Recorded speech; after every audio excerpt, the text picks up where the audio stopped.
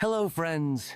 Today, we're talking about Barış Baktas, an actor who, despite his relatively short career in cinema, has already captured the hearts of viewers not only in Turkey but also abroad.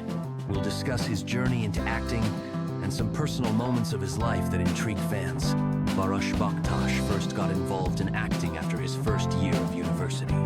While working at a job placement agency, he often attended job fairs. But he soon realized that he wasn't enjoying this kind of work.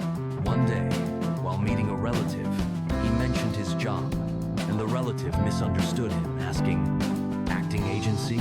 Once the misunderstanding was cleared up, his relative suggested that Barış try his hand at acting, and soon, without his knowledge, sent his application to an acting agency.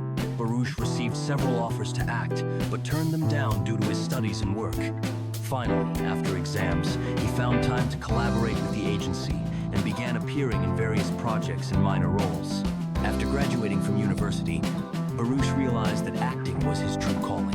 He removed his profile from the agency and dedicated himself entirely to studying acting, dance, fencing, and other skills necessary for an actor. His first serious role was in the horror film Seberu, where he played the character convey.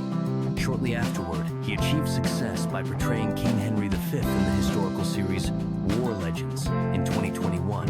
In 2022, he also appeared in the horror film House Number 26, The Scream of Death, where his character was also named Baris. Despite his fame, Barış Baktas prefers to keep his personal life private. It is known that since 2023, he has been married to Gülüm Akbaş, the daughter of the famous Turkish television host Salih Akbaş. Gülüm owns a beauty salon in Istanbul, and the couple has no children together yet, though Gülüm is raising a child from a previous marriage.